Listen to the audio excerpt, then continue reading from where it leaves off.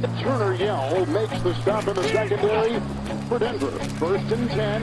The fake. Good block in there, and down it goes. Caught at the 30. This is the dynamic Hill. He's in for 6. Tyreek Hill. Touchdown. What a block. Take into your hands a plan. Your own hands can land your own brand. And damn, I feel like no one takes accountability. They want the credibility, convincingly unwilling to put in the hours it takes to get some power. Don't be f***ing sour. Take a cold shower. Scream until you're louder. Work until you're prouder. And f*** all the doubters. They're just your downers. I swear to God they all let me down. I always fought just to wear the crown. I'm f***ed off, it's these f***ing clowns who were all taught they deserve it now. It's only worth it if you work for it. This next one's gonna be a big one. You know, division game at home. We got a lot of life, a lot of fight left. If we play together, we could beat anybody. Guys being selfless, rallying around one another. We just got to keep coming together as a unit, week by week, build on this. We're playing for the city of Miami. Incredible all around for the Dolphins today. That's all we needed. I don't see our crew taking the foot off the gas. Jet out of the back. One ahead, steps up in the pocket, set again, and it's intercepted. Electric ball. Jalen Wright with a nice cut. Mostert switching back. By Lowell, throws on the back leg. Jonnu Smith wide open. Oh, and he's got Waddle. Here he goes. It's been a great time. A lot of electricity in the building.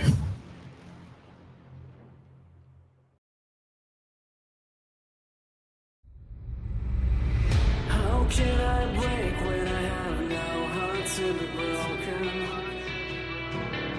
If this is the end, when will it begin? Is there a way to live again? How can I dream if I was never awakened? How can it still hurt when I can feel the pain? We're not born to feel the pain.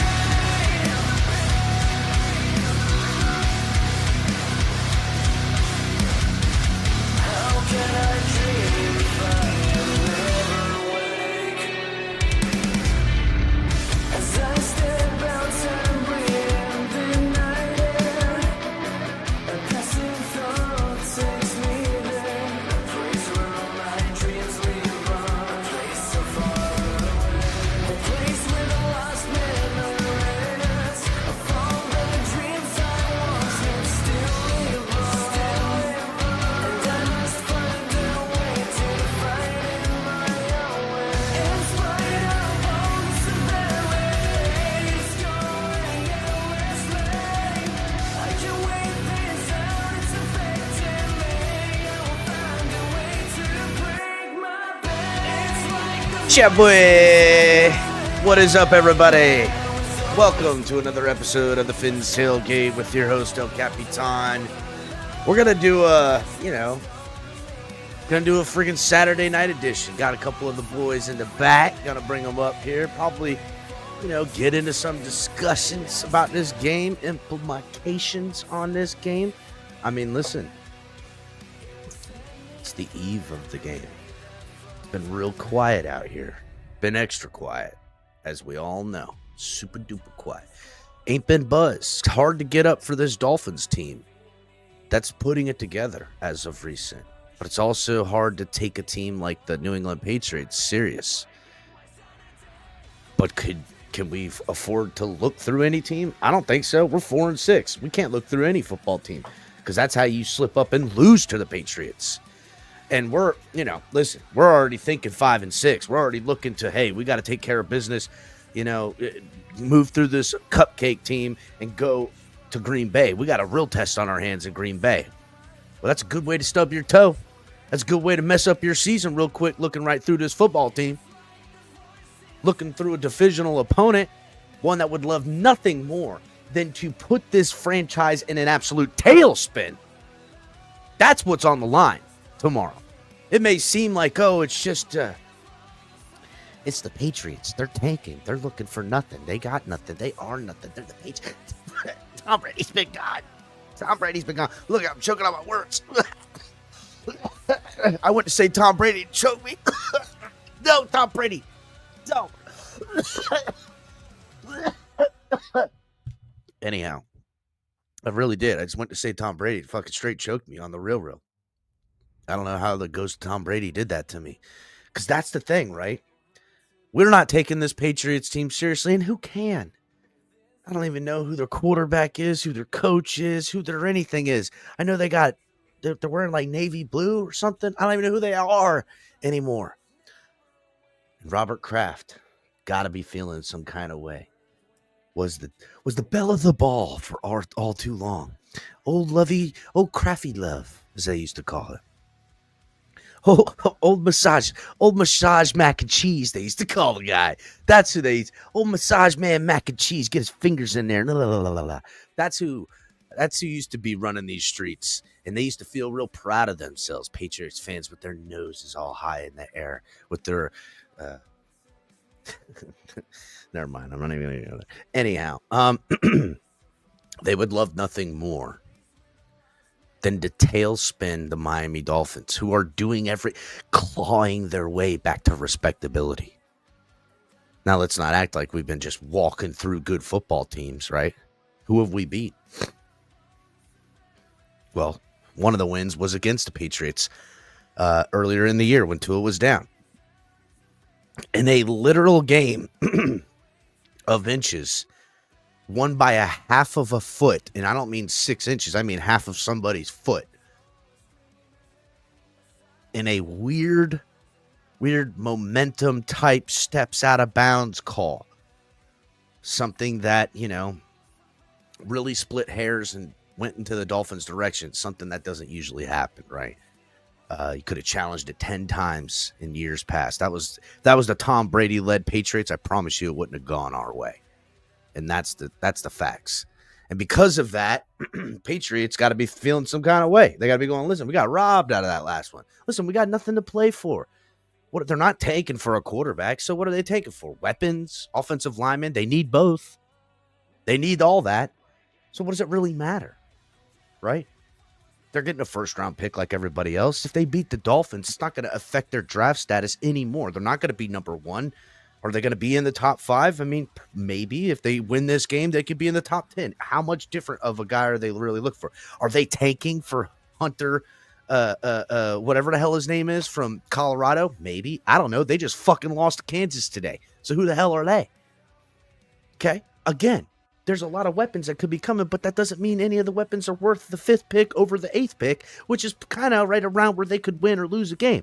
So if I'm a Patriots fan and I'm a Patriots player, I'm like, to hell with these Miami Dolphins. I can destroy the remainder. I can put them in the same boat as me by stealing a win in their house. That's what they're thinking. That's what I'd be thinking. I put them away.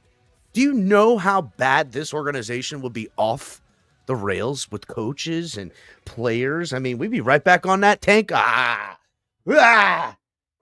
it up. Fire Chris Greer. Fire Mike McDaniel. Get rid of Tua.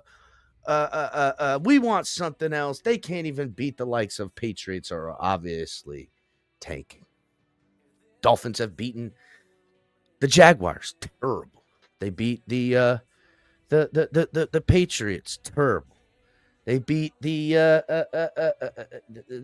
Raiders, terrible. All 3 teams are in the top 5 in draft pick right now. The Rams, still respectable, but it's not like the Rams are Super Bowl contenders. The Dolphins need to do what the Hurricanes did today, right? Hurricanes, it was 20-14 halfway. At the halfway point of the game. They didn't score in the 3rd quarter. They ran up the table in the 4th against, I can't even remember, Wake Forest. Right? Like, that's a team showing flexing their muscle. If the Dolphins are a serious contending team, beating the Patriots almost isn't enough. We should outclass them in every phase. Now, there is this stable, game plan coming out of Mike McDaniel and Tua, and there are these long extended drives, and scoring points and answering these drives with points and staying in the game and letting the other team make the mistake and capitalizing. And I like that, right? But the great teams do this. They do. They play football this way because you win games that way. But to be a great football team, you also need to. Okay, and I used this analogy on the phone earlier with Color, and I'm going to bring Color and Ali. Welcome Ali back. Ali back in the fold, back around. Had some stuff dealing with, as you guys know, getting ready to be back up here. Looking sharp as ever, I will say. Ali looking sharp as ever. I think he looks great. I love Ali's style. Not bullshitting. I'm heading that way, Ali. In a couple of years, you look fire as fuck, dog. Straight up, dog. I think you look good. The Dolphins want to be a great football team.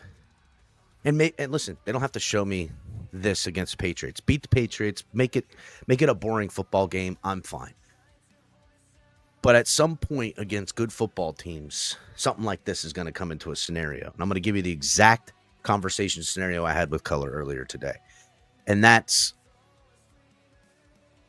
here you are in every team scoring, right? Every drive is ending in a touchdown. And it's 21-21.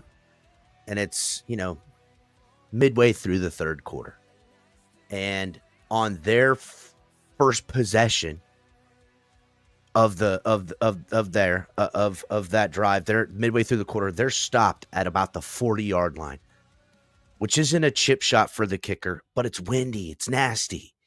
It's just not. There's an equal probability of them hitting this 3rd and 1 or this 4th and 1 go rather than hitting the field goal. So the team that the Dolphins are facing goes for 4th and 1. Defense gets a stop. The offense then comes out, get with a short field, extra 20 yards or so than they would usually get. They then get away from the steady game plan, get away from the methodical moving, and just make a haywire play. Just safety comes down, Tua steps under the pocket, looks to make a check down, pulls it up, hits over the head of the safety that came down in the box for the check down, and finds Tyreek over that spot, and Tyreek takes it 60-something yards. And when the Dolphins can take what they've been doing these last 4 weeks, and can also put in some of those plays they did from last year, then we got something. Now we've got something. Now when you watch the Dolphins on film and are preparing, you're like, okay, well, we're going to, they've been beating teams this way, and we got to breathe this, but we got to be careful, right? We can't just take our safety out of the equation. We can't let the linebackers get too deep because of the run game and underneath, but we can't take the safety and bring them up to help because fuck, Tyreek get behind. Like, you give them too much to worry about, right? So hit the like button, everybody. Shout out to everyone who's made it in here. John, Scott, Hooked Up Joe, family member in the crib. What's up? Raph in the house. What's going on, Raph? Miss Relentless. Salute. Member in the house. Michael K saying the Patriots will win by 13 tomorrow. It's a lie. Jamie, what's good, homie? Daniel Berry Sports. Salute. Costa Nostra was good. Hit the like button. John Featherland telling everybody. Louise, what's good? What's good, Louis? Who else up in here? Ron, what's good, Ron? Pate saying ain't a good team. Yeah, we know that, Ron. I think we know that, but still, they would love to play spoiler. CCRR, what's going on? CCRR still with the wrench. Huh. B McD, what's going on? Greg, salute. Hit the like button, everyone. What is up, Color? What is up, Ali? Welcome. G, what's good? You're on mute, Ali. What's up, gents?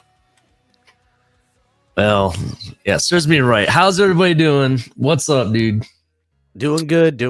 Just, Ali, I know you've been... Like you're ready to run for president, Ollie. I know. Ali look like he getting ready to take your girl or some shit, dog. He getting ready to steal your chick, dog. Look, I went to Friendsgiving with my friends. They had a big event. You know, we had a lot of drinks. I was pre-drinking before the show, doing shots of tequila and some Dominican alcohol that's made out of raisins. I've never had it before. That stuff was fire, bro. It was really good. Damn, fucking Dominican raisin alcohol sounds dope. Yeah, it is. It has an interesting taste, let's say the least. I mean, isn't raisins just grapes, and isn't wine made out of grapes? So is it ipso facto a dried out wine? It doesn't taste like wine at all. It has like a hint of a rum or a tequila on the back end of it. It's really makes sense. When you say Dominican and it tastes like rum or tequila, it kind of makes sense. It's a rum tequila if you think about it. You know what I'm saying? That's really awesome. It's kind of different. So yeah, I put in the chat. I'm gonna break some news. It is officially, and I know we're talking Dolphins, but I'm gonna take this moment. It is officially fuck Michigan week. Oh God, here we go. It is time right? to all the hate on that pussy fart team up north. Oh right? Shit! Coming for their next. Ohio State is gonna fucking destroy that team next weekend. I cannot wait. To be honest, like you said, it doesn't matter what the fuck we do in this game. We either win or we lose. We have nothing to gain. This game really doesn't matter to me, bro. I mean, to be honest, isn't that horrible to say? I'm going to the game. I'm excited. Yeah, it's Dolphins, but we have fucked up this season so bad that it's like, do I go to the game? Do I not want to go to the game? You know what I mean? I could care less. If we win, yay, we won a game. If we lose, fuck it. You know. Well, listen, winning the game, it's like cool. We won. We're staying alive. You know, not everybody's. Absolutely, bro. Absolutely. There's just too much time for the Dolphins to close the gap as long as they keep stacking wins. Again, you feel like that now, but if we win this one and then win the Packers game in prime time, in the cold, on the road, at night, in what you know is going to be a freezing cold weather snow game, it's done. It's going to happen. And if the Dolphins beat a good Packers team, not a freaking world beater, and certainly not a playoff or a Super Bowl favorite or anything like that. We're probably going to get into the playoffs, the Packers, presumably. Well, if they beat that team, and now they're 500. That's a dangerous Miami Dolphins team, bro. That's a dangerous Miami Dolphins team. This is how I look at it, right? After this Patriots game, really the playoffs start after this Patriots game tomorrow. Because you look at the schedule, bro, it's tough. You got the Jets twice, right? And the Jets team, to be honest, I think they just fired their general manager, right? Listen, they just released some shit saying that they want to move off from Rodgers. Like they're pushing Rodgers out the door already. I won't be surprised if that team, either one of two things is going to happen. Either that team plays like they got nothing to lose, which that can be scary when a team plays like they have nothing to lose, right? Or that team is going to implode and we're just going to walk over them, and that's 2 extra wins, right? That's how I look at it. Real quick, Ali, because I don't want to move on from the Jets take while you're on it. Mm-hmm. That team is in a. Don't get me wrong, just like this Patriots team, they would love to play spoiler. They have nothing to play for other than to ruin what we have to play for. That's the only thing that concerns me with the Jets and the Patriots these last 3 matchups. Yeah. Other than that, the Patriots at least conceded themselves to where they are. The Jets thought they were everything in a bag of potato chips, shout out 1999, to be where they're at now. I feel like, to me, what an absolute, cyclones, I don't know, volcanic eruption. Like, holy cow. Like, I knew in my heart of hearts it would happen, but I kind of joked about it happening, but it is all unfolding exactly how everyone thought it would, other than Jets fans. Bro, even you and I on this show, I said it verbatim that the Jets would implode in Jets fashion, the way that they always do. all hype. You think they're ready to rock and roll, only to smack you into reality, right? And that's exactly what we're witnessing right now is happening. But I do agree with you, and that's why I said they're gonna play like they got nothing to lose, bro. And that kind of scares me when they comes against our team that we still are in it, but we're not. You know what I mean? Like, So- if we can get through the Jets games, okay. The three other teams that we have to play that I consider to be good are the Packers, Texans, and Niners. And this is why I've kind of like, I'm at the point that I don't really know how I feel, because our offense last year, if we had the offense that we have had last year now at this point, I would say, yeah, we can definitely run this table. We can do something, right? But the way the offense has been playing, bro, I just don't know if we have it in us, bro. I just don't. Defense, they'll show up, right? They have every game, even against the Bills. The defense showed up. But did the offense really lead us to victory in that game? No, So they didn't. real quick, everybody hit the like button. Get the likes up. We need the likes. Make it happen, please. Donate for some shots. I got some of that bourbon I was drinking last week up here. So if you guys could donate for some shots, we'd really love to have a couple. That would be great. Color will pull from the Mount Cyanide color. Is that what we're calling the bong? What are we calling the bong? I don't know. Mount Color. I don't know. But donate for some shots. Donate for some drinks so we can get this party started. But here's the thing, Ali, and I want to respond to that because to me, I get what you're saying. Like, I had so much faith that the Dolphins offense was just going to run away with football games, throwing up points the way that they did and have. Towards the end of last season, we saw how that had no counterpunch. It had no other effectiveness in our offense. If we couldn't throw ourselves to win a game, we were throwing ourselves out of the game. And this stable type of offense that they're running, mixing up passing, short passes, intermediate passes, and running the ball, along with the plays Tua's making organically on his own by avoiding pressure, stepping up and moving in and around the pocket or out of the pocket and pushing the ball downfield. To me, that has always been the recipe to keep teams in a dogfight and take their soul away. Their soul away. And especially against teams like the Jets, the Patriots, they might have all the fight in the world with them. But when they're doing their job and, yeah, they're making tackles, but you're just breaking them down and get down there, and then their offense doesn't do it, and then they come back out on the field and do it to you again, then their offense comes out and goes, okay, we're going to try to do something to get us back in this game. Then they make the mistake, and then you just break them. Now you have an extra possession up by more than one score, and you take some deep shots down the field, and one of them hits. They're done. They're hanging their heads low. There's another quarter and a half left in the game, and they're completely checked out. And that's what you do to teams like that. If the Dolphins can start showing me that against the likes of the Jets, the Patriots, and anyone who we would put in that boat, I'm going to be happy. It's just also, are they going to be able to strike when the iron's hot? Is Mike McDaniel going to call that play to mix it up, to look like the old Miami Dolphins offense with flying around the field and that type of timing, offense, and speed? Can he dial those plays up in a managed clock type of football game? I haven't seen it all be put together just yet.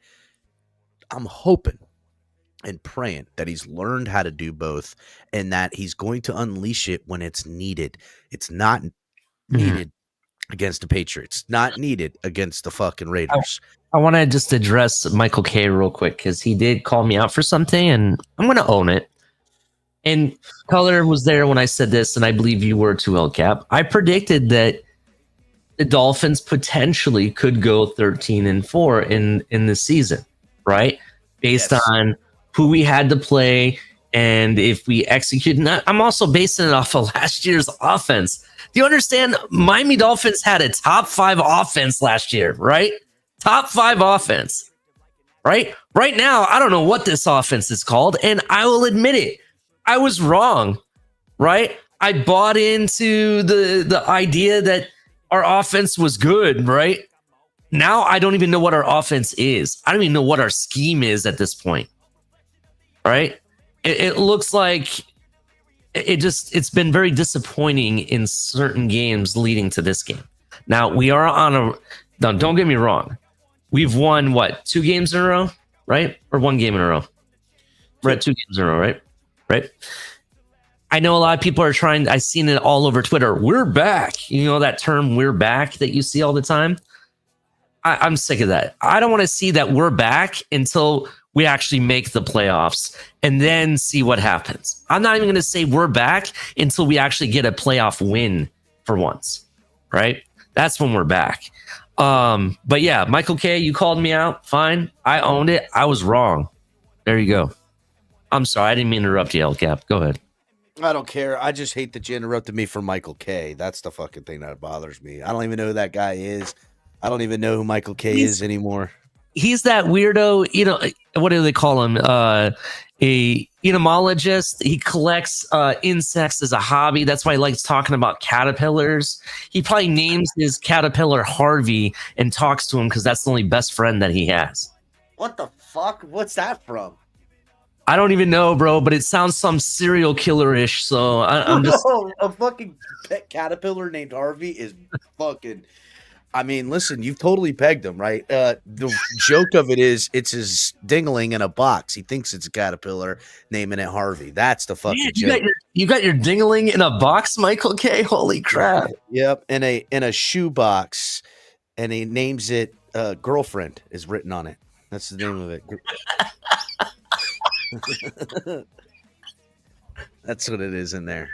Damn, bro. Damn. Yep.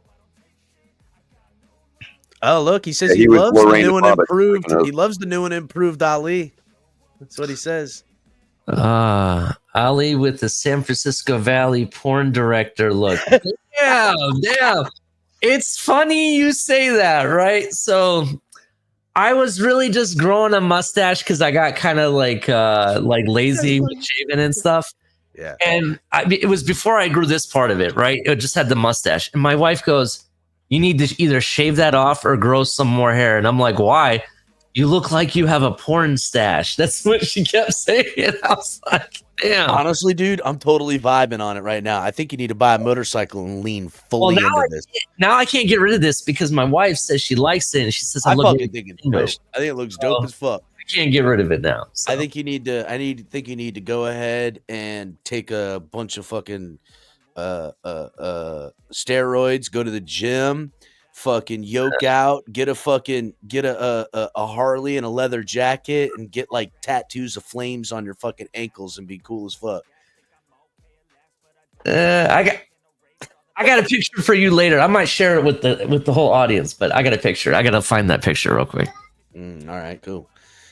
Yeah, so fucking San Francisco fucking porn director is pretty good. Hit the like button, fools. So, color, real quiet over there, buddy. Damn, facial hair screams Sportster.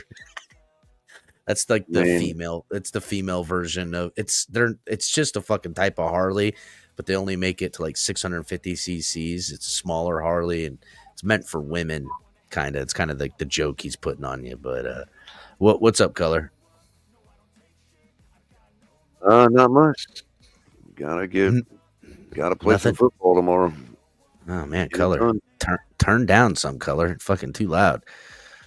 What? He's not loud on mine. I think he's just loud on yours. No, I'm saying color's turned down because you're like, gotta play some football.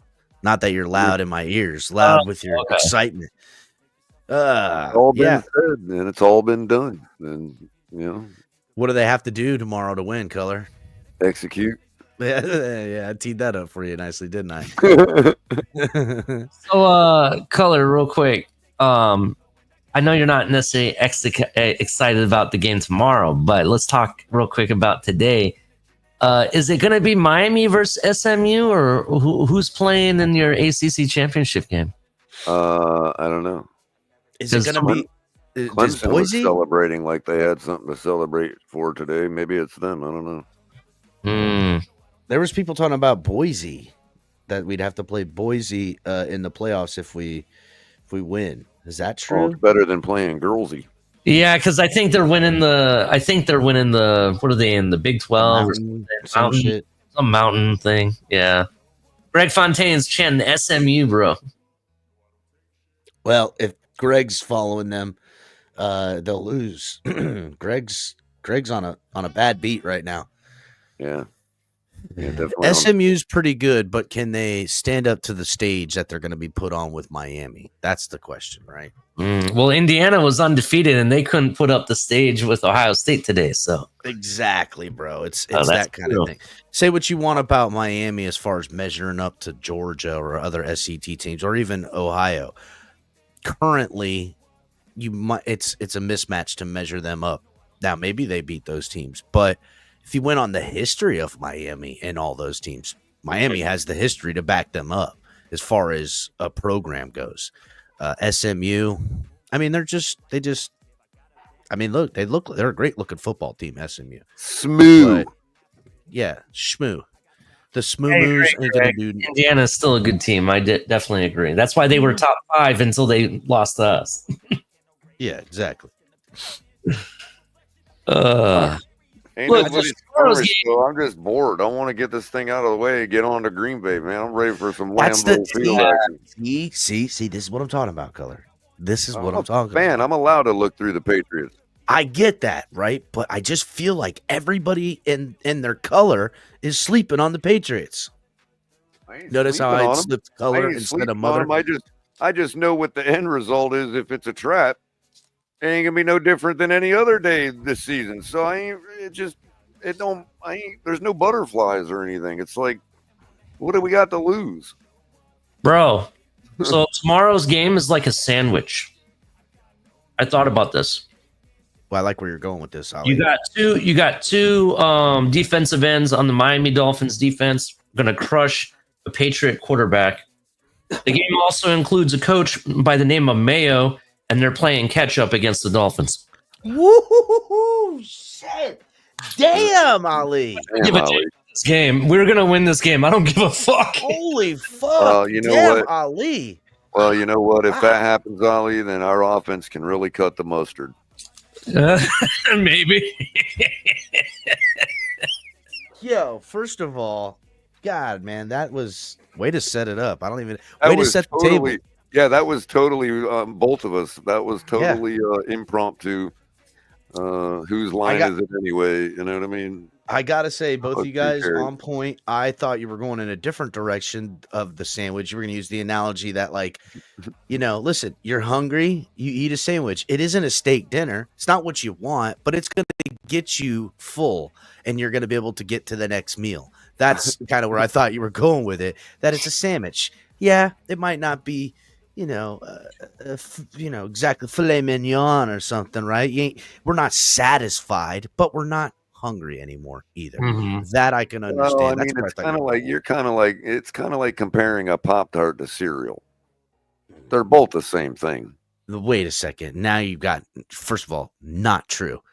Okay, try to take a bowl of cereal out wherever you're going. Color. Try to leave the house with a bowl of cereal. But guess what? Dice up a Pop-Tart, pour milk on it. Tell me it ain't cereal. He's got you there. Color, first of all, if you motherfuckers are dicing up your Pop-Tarts and putting them in a bowl with milk, you're fucking psychotic. They literally have little bite-sized Pop-Tart squares. I got that. But if you are taking a fucking Pop-Tart and dicing it up and putting milk over it in a bowl, that is psychopathic behavior. No, but I do dip them. You need to be on a watch list or something. You dip them in milk? Oh, yeah, absolutely. Milk cooked or not cooked? Both. Okay, so really being real, I'd typically eat a Pop-Tart not cooked. But better yet, Capitan, better yet, Capitan, the ones in the singles in the gas station are actually cold but pre-cooked.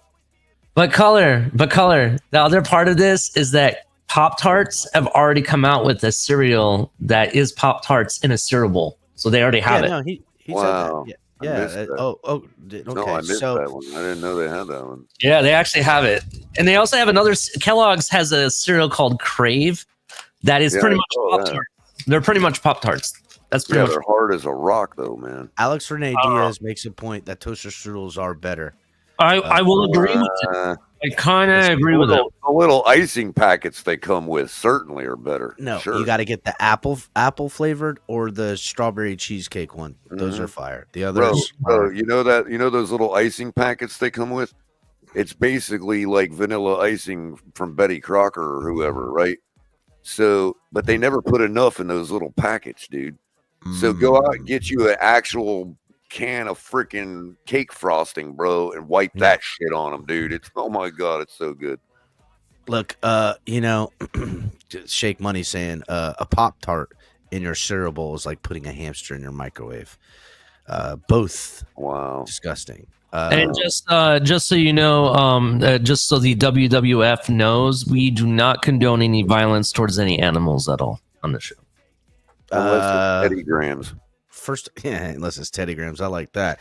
I mean, look, I'm not saying violence against animals. Like, what are we, fucking psychopaths? But if you're a hunter, that's on you, dog. I don't know. You got a bug collector in the freaking audience, so I just wanted to make sure. Now we're talking about hamsters in a microwave. I'm just trying to... that ain't. Listen, that's putting a hamster in a microwave would be a better option than what Michael K does with hamsters. Holla.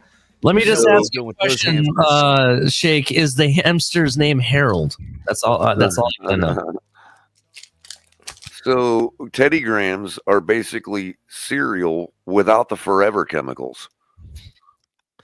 They don't hold you. If you pour milk on them in a bowl like cereal, they'll go soggy too quick. Like they disintegrate. I guess we will say this: we're going to see to all these Pop-Tarts, cereals, and whatever. Shit finna changed. I know we don't really get onto politics stuff, but there's a lot of chemicals and things that aren't allowed everywhere else in the world. Well, what do you think makes your cereal when they brag about being extra crispy and doesn't get soggy in milk? What do you think they're putting in there to stop that from happening?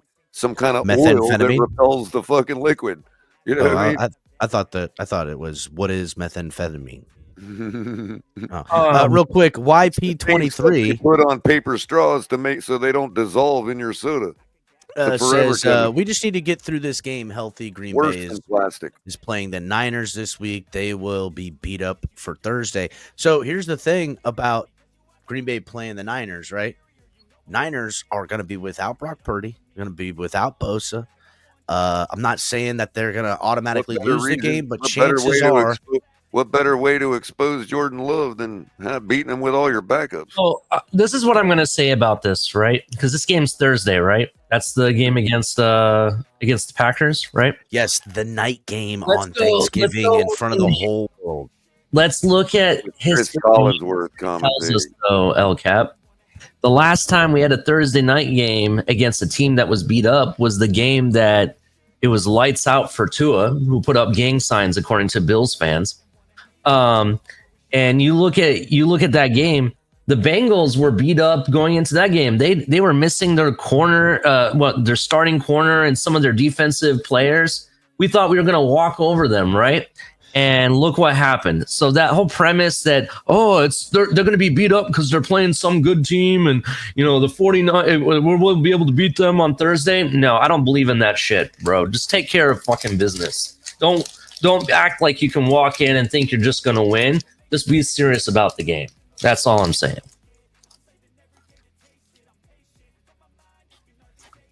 Yeah, I mean, look, I'm not saying any of that. Again, I think the Niners will lose to the Packers. The only thing I'm hoping is that they beat the Niners. They find themselves in a dogfight with the Dolphins and kind of reserve themselves to saying we beat the NFC team. Dolphins are fucking feisty as shit tonight. It's cold as shit. We're not catching the Lions anyway. You know what I mean? Let's just let's get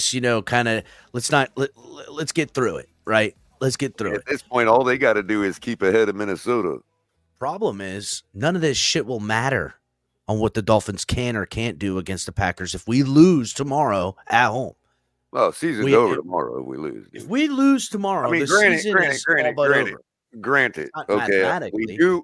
we do have a 1-game buffer, I believe, but that one game has to come against a situation that you're not expected to win, not the one you're supposed to win. You know what I mean? Like, because if you lose to the Patriots and that's your one game you're allowed to lose, you got to go on a 6-0 run and beat the Texans, the Packers, and the Niners. So,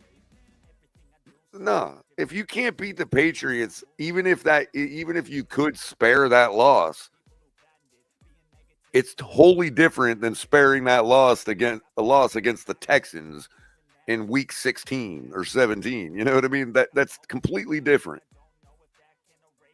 We got, we started having to go 8-1. We got to win. And we have to go to 7-1. We got the win last week. We got to go 6-1. But that one cannot be this game against the Patriots tomorrow. It just can't.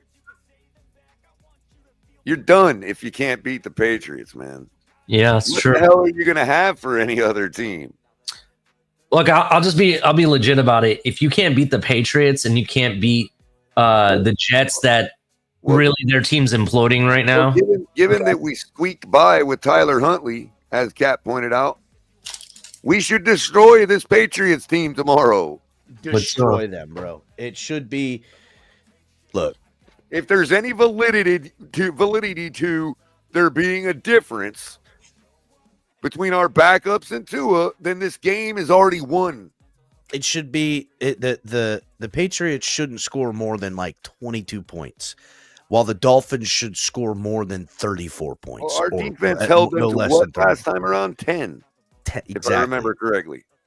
Again, no, that was Brissett. No Drake May. Okay, so add a touchdown. And there's no Jalen Phillips. But again, it's not add like a touchdown and a field goal for Drake May. So you're right, Fine. 20 points. If they get say 17, 19, 21 points, right. Meanwhile, the Dolphins we scored 15 with Tyler Huntley.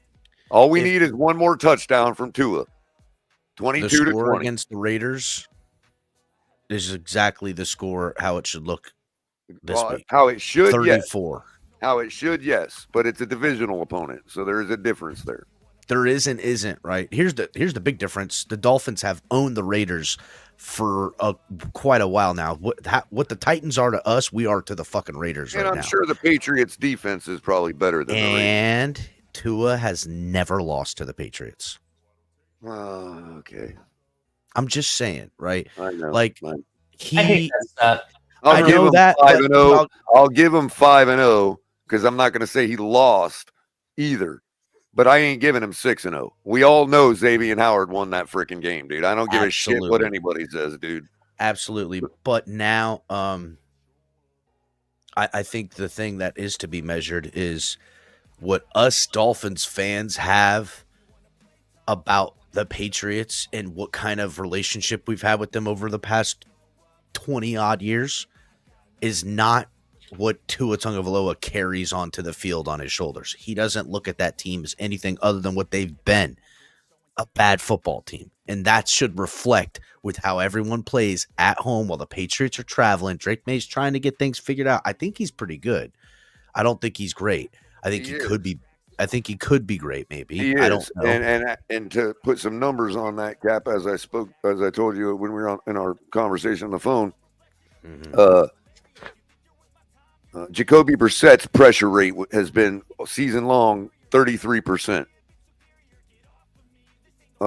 Drake May's is been the cup in his sample size of games is at 20%, but it's still not Tua's at 12. So Drake May should have some grass stains on his ass tomorrow. Oh yeah, no, he should. I don't know what the over under on sacks are for the Dolphins, but I might take the over. Shout out to Alex Diaz, who on Twitter says I look like Joe Magnillo. I don't know who Joe Magnillo is. Who's that? God, he's been in a lot of stuff. Women know him from the Magic Mike movies. Oh, right. You kind of, Richie. yeah. I can imagine if you were wearing some Adidas and like a white jumpsuit, and yeah, I could picture that. But you know, he's also been like he was in True Blood. He's been in a lot of stuff, to be honest. I was more thinking like a healthier looking Sam Elliott. Ooh, hey, color talk for Ali, and we've really got something there. I know, right? Do If the you just voiceover. mouth it to Ali and I'll talk. You know? Yeah, like, do the voiceover for Ali, and I'm getting man, warm. I'm gonna start an OnlyFans. Oh, come on now, Wyatt. Starting to get warm. Man, dude, is these 1:00 games? I'm looking at them, right? There is an absolute upset coming in one of these 1:00 games. Oh, I mean, just bro, do you see the lines on some of these games? It is fucking trap week, bro. Dallas versus Washington. No way. Washington is a minus 650. I don't even want to hear you say that nonsense, bro. Don't even talk about the Dallas game or even close to even think about betting on them, dude. I'm not. I don't bet on Dallas anymore, even though I usually do. Shouldn't even be talking about them. But listen. Question about Washington, real quick. Uh-huh. So in the news, there's a lot of talk about how supposedly that the Commanders might bring back the old logo. Yeah, I saw that for at least the throwback game. Yeah, for at least the throwback game, or even permanently, right? Because I guess fans are really pushing for it, right? Do you think that unlocks other teams that have had to change their name and logo to bring back their old logos and team names? Maybe. What it does say is that, all that nonsense that's been going on the past 10 years, that's broken. But secondly, Ali, they were saying also, I'm sure they're doing this to thumb the people in the eye because of the group that the advocacy group for the natives that didn't get a chance to put their 2 cents in.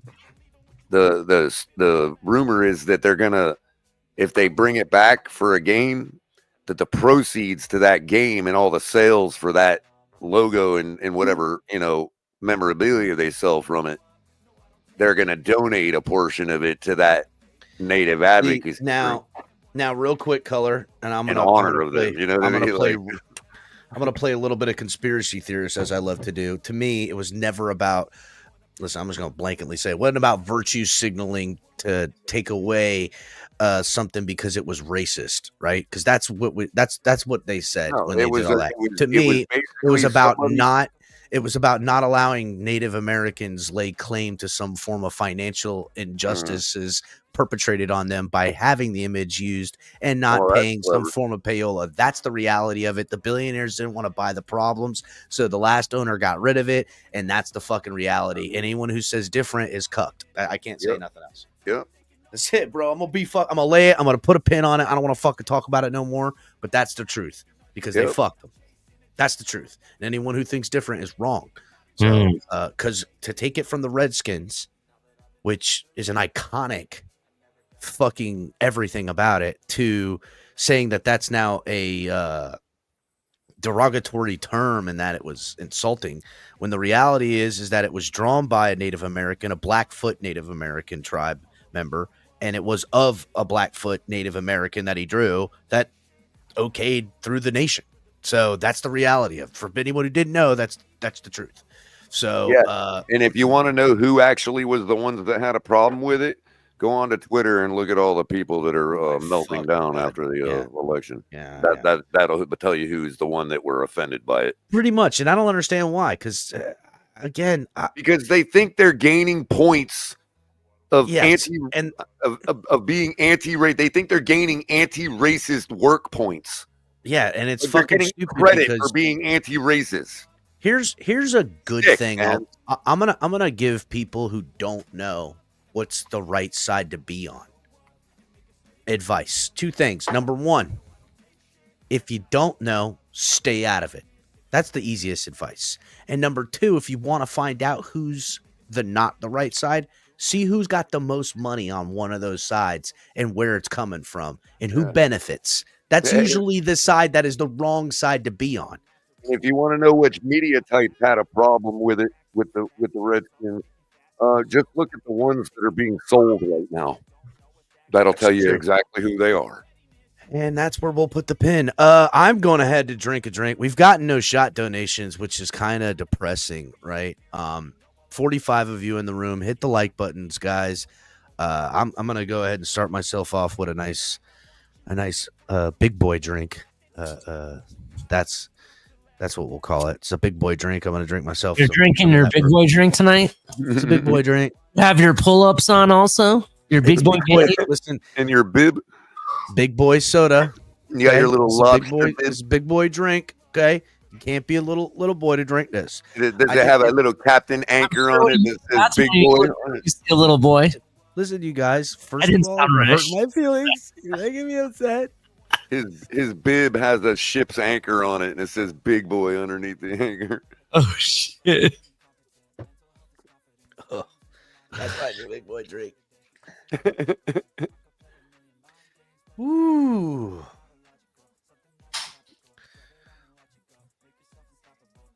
So, I spoke to a Hopi native guide on the Hopi reservation who tried to explain to me why people were offended by it, and I turned around and I explained to him why I manned up and never took offense to people calling me the NAZ word because I was born in West Germany.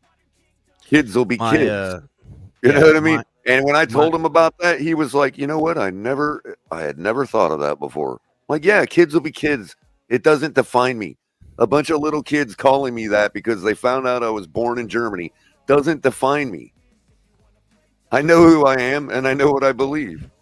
Yeah. So, speaking to what the Back It Up binge podcast is talking about, keeping the logo but change the name. Why did they have to change the Cleveland Indians name? At one point everyone just called them the Tribe, right? Well, not only that, but that was generic Indians. It's not like they were specifying one nation. Why not just say natives? Just call them the natives. Cleveland natives. Tribe. See, that's what I'm saying. The Tribe was perfectly fine. Why did they have to go and change it to have nothing to do with Native Americans? But in Ohio, all along all over that whole area, right, of our nation, Native American culture and history is like rich as hell, right? Ali. I don't understand. Are they going to change the state of Indiana's name? Illinois. I mean, Illinois, yeah. And that's a French word. It's not even what they call themselves. Again, right? Illinois. I mean, look, no one wants to ever be not sensitive to the atrocities perpetrated on different cultures. But to think that erasing something from today is going to erase things from yesterday, it's not. And the only thing it does is because nobody it erases that shit. The only thing it does is it erases the memory of what we've become, and from what we were to what we are. Scab off and pours salt in it. That's what it does, dude. It's just not necessary. And I don't know. Again, now listen, I don't know if the freaking all the freaking tribes of Native Americans came out and they were like, listen, this is insulting to us, then I gotta respect that. But I gotta imagine that tomahawk chop not insulting. I'm just that saying, was a war cry. See, listen, I know. Here's what I know. Right? Here's what I know. I live in Florida. Okay, lived in Florida my whole life. The FSU Seminoles. There's a lot of Seminole Nation around here. The FSU Seminoles. There's a lot of Seminole tribes out here, and I've met tons of Seminole Indians. My granddad was a Cherokee, so he used to love to go to Seminole places and stuff. I don't want to get all into it, but the guy that was chief, I can't remember his name off the top of my head, but the guy who got the Seminole Nation, Chief Billy was his name. he's the one who he sued the federal government and won all this stuff that they won. That's how the Seminoles now have the ability to have casinos and all that stuff, right. and yada yada yada. My granddad was good friends with him, right? Anyhow, they like having a sports team representing them that they can be fans of, and they get a FSU gives this special scholarship program for them and all this. Like, anyhow, What are they going to call them? The Florida State Blankets? It's just, it's just, I'm sure they're not very happy with how they're playing right now, but well, I mean, it's just like the tomahawk chop. That's a war cry. And it's like, so what are you saying? What you're doing is you're exacerbating the same stereotypes that all of the navies were nothing but a bunch of warmongering, whatever, primitives. But nobody says anything about that. We got to hear it on Monday Night Football when the Chiefs fans do it. Why do they get to do that? I don't know, Color. It just, again, I don't like. Here's what. All right, and I don't want to talk about this shit no more. There's Seminoles in Oklahoma. Should we let them Oklahoma Sooners do the tomahawk? Here's the bottom motherfucking line with everything. Don't tell Americans what they can and can't do that isn't a law that they're breaking. Anything you say that I should or shouldn't be doing that isn't an obvious duh or a law, go fuck yourself. That is the American motherfucking way. That if you're telling me what I can't do, what I'm supposed to do or not allowed to do, and it's not breaking a law or completely a no duh, it'd be like, oh, you can't jump off this bridge, you'll fucking die. No shit, right? It's not like if it's not a duh or a law being broken, anything else, you can take the good old American salute. Go fuck yourself. Don't tell me what I can and can't do. That's how I feel about it. Especially coming from a culture that literally linguistically names things after outward characteristics. Like little elk and runs really fast and dances with wolves and things like that. Well, that was a movie, but yes. No, but that was the name they gave Kevin Costner's character. He was Dances with Wolves. That's what because the name he was of the out studio. there dancing with the wolf when they met him. Hell yeah. So his name was Dances with Wolves. I forget. You didn't get that? You didn't get that part? Of course I got that part, Color. It's usually, yes. El Cap is taking offense because he dances with squirrels. That's not true, Ali. Not true. I'm just kidding. My name's Dances with Bitches, Doc. I'm wondering what Diddy's Indian name would be. Oh shit, Diddy. I don't even. Let's not go there. Yeah. Let's not. Bring that stuff up, bro. We've already touched some spicy topics. Let's not touch that. Yeah. Let's. All right. So again, right. Miami Dolphins. It's hard to stay focused because we should just walk right through this opponent. I'll tell you what's not going to feel very good if the Dolphins are scraping by a win 21-20 or some shit, right? Mm-hmm. That ain't going to feel very good. If they turn it on and put up. Did you see Michael K's comment? He reused my joke and put it on me. He said, by the way, El Crapitan's name. I know, but I knew what he meant. But he goes, El Crapitan's name would be Gerbil is hidden.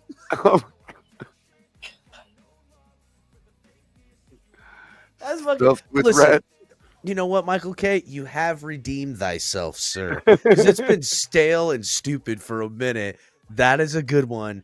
The only reason it's really good is because you repurposed a joke I said, but I'm going to let it slide because it was pretty funny, you know. Gerbil is hidden. That's a good one.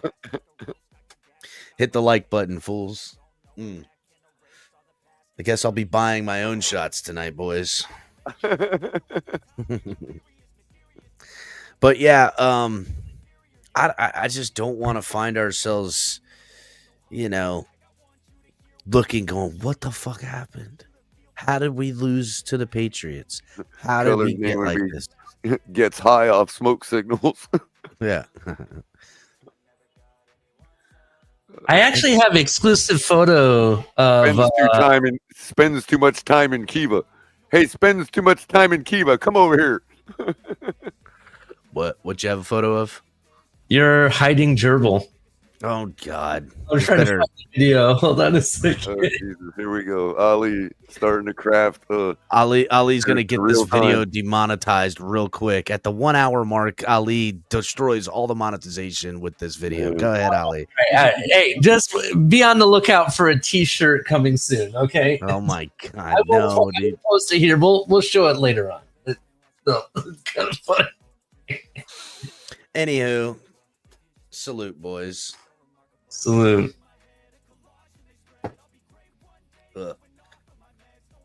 Yeah, I don't want to be sitting here this time tomorrow night going, I don't really care about watching Thursday night football, because if the Dolphins pull off a miracle win against Green Bay, yeah, they'll be 5-7 and they're still not technically out. But in fairness, if we traded that loss for that loss, then cold game. If we end up winning in a cold game and not having to suffer the one loss, I guess maybe I don't know. No, Color, no. I can't accept anything other than both wins at this point. And that's not me that did that. The team dug themselves in this hole. And you could say what you want. Tua wasn't there. I don't give a fuck. Tua lost 2 on his way back. He lost back-to-back games. His first 2 weeks back, he lost to Buffalo and he lost to fucking Arizona. So that's just too much. They've got 6 losses in 8 games. Yeah. I need now nothing but wins and any loss that comes at this point. I mean, exactly. If we lose tomorrow and we're still rooting for the season on Monday, then we've definitely entered Dallas fan level. I mean, we just had to. I can't bear it. We're just. Look, I'm gonna go with the fact that, like I said before, I think that the Dolphins are gonna make a sandwich out of the Patriots, right? And I really think that. And when we go to play Green Bay, even if we win in against Green Bay, I still don't think we're back. I'm still not going to jump on this bandwagon that you see on Twitter saying that we're back. I told you guys we're back, right? I'm not going to. You want me to say that we're back? Win this season by beating the rest of the teams that are worth a damn. And what I mean by that, you got to beat 49ers at home. Well, Ali, guess what? I get what Ali's saying. They can beat 49ers. They could beat all the good teams. They lose this week. It doesn't matter. What is that, a consolation prize? They learned how to beat good teams. Just too little, too late. No, fuck all that. They need to beat all teams. You wouldn't say we're back, because we're back suggests that we're contenders again. Yeah, but you would have to admit that we are certainly very, very live at 6-6, beating the Packers. You could say that we're completely viable, whereas we weren't before. Especially since to beat Green Bay, you'd have to get a monkey off our back that we haven't been able to get off yet. You know what I mean? So again, it's about how you feel about our chances. Would I say we're back? No, I hate when people do that shit. I hate it too. Nobody's back until we're not back until we're hoisting a Lombardi over our head. That's when the Dolphins are back. Yeah, I agree with that. Because we were known as Super Bowl champions. Mm-hmm. But until we're Super Bowl champions again, we're not back. Ever. That's the all right. That's the price you pay of being a Super Bowl winner in your history. You're never back until you're hoisting that trophy again. And not only the price you pay, think about it. Even after we went undefeated, right, in 72 and won the Super Bowl, the NFL and the families of the NFL came together to never allow that to happen again, bro. And that may be, but all I'm saying is, look, you can say, like iDog said, I'll settle for a playoff one. Look, I'd be happy too. I'd completely settle. I'd say our season was more of a success than it had to be, or I can say, yeah, that was great, and let's celebrate that and all that. But to say we're back because you're a former Super Bowl champion, for every team that's ever won the Super Bowl, they can only say we're back when they're hoisting that trophy over their head again. The only team that's able to say we're back right now is the Chiefs right now. Well, for instance, the Bills can say they're back because they've got to the pinnacle of the furthest they've ever gotten. So they're back. You see what I'm saying? The teams that have never won a Super Bowl are the only ones that can say they're back without having won a Super Bowl. You see what I'm saying? Like even take, for instance, even the who else has won a Super? Didn't the Raiders win one? Or no? Buccaneers. Buccaneers are never going to be able to say they're back until they're hoisting the trophy again. Pittsburgh, never going to be back until they're hoisting the trophy again. Color, listen, you always oversimplify because you want I don't want to say it's a conversation ender, but you if can I be don't do that, Cap, though, then people will sit here and argue about whether we're back till the rest of time instead of just having a clear demarcation point for our team. Back means we winning the Super Bowl. Agreed. I get you in that thing, but okay. Jesus, CCRR, goodness gracious. CCRR is making my point. Back to I got you. But look, at the way where this we were season, when we collapsed last year. All right. The way in which this season failed in the first half, completely off the rails. One of these two scenarios I could live with currently versus to needing to be back. I would say it gives me hope for the future and a respectability of at least doing something I believe to be a step in the right direction. Because right now, I just want everyone to remember, as I said all offseason, the Dolphins have signed themselves up for this 3-year window potentially for 2024, 2025, 2026. Do they blow it up now? I don't want it to, because that still means we're going to suck until probably 2026, in which case it'll just be a building year. We won't have anything to really be contending for with realistic anything until 2026, 2027 minimally, right? Could be until fucking 2030 and we're fucking flying in space cars before we're watching the Dolphins be in a damn Super Bowl. My point is, right, if the Dolphins rekindle this season and either A, get 10, 11 wins in the playoffs and play the number 2 seed as the final wild card. And even if they lose, okay, but it's on the road against the Chiefs or the Bills in a fucking just a nail biter to the end, I'll be just as mad in that loss, but I will hold my head high how the team had turned the season around. If they win, if they say they end up with the 6th seed and they're facing, I don't know, we'll just say the Pittsburgh Steelers, that now Russell Wilson went down and they've got to deal with fucking, what's his name? The other quarterback, can't remember his name. It's escaped me right now. And they beat that team. Justin Fields. Yeah, Justin Fields. That still is equal to the victory I would see if they lost to the number 2 seed, right? Now, if they beat the number 2 seed and find themselves in the second round of the playoffs, going on the road to face the number 1 seed and lose to them, I'm going to be like, man, again, from where we came from to what we ended up with, injuries and all, digging ourselves out of the hole, I can't look at that in the same measurement to what I would look at what we had last season, where we started all the way high, went all the way low, and fizzled all the way out in the playoffs. Yeah. I can't look. There's a distinct difference there. I agree with you completely, and I'm glad you brought this up, because my next question was, if we're able to turn the season around and actually get all the way to the playoffs, is that an accomplishment to be proud of? I think so. And, I think and so. I think so too, because you dug yourself a hole, and we lost to teams that, frankly, even though we lost, we should have beat the fuck out of them. And Ali, We should have destroyed Indiana. There should have been no loss to the Colts. There should have been no loss to even Seattle. I'll even argue that Seattle we should have beat. Your question answers itself, Ali, because what do we have to do to get to the playoffs? We have to beat all the good teams. That's three of them. Three of them. And one of them in a terrible environment, and potentially Cleveland in a terrible environment. So all I'm saying is it answers itself, because that's something to be respected. Mm-hmm.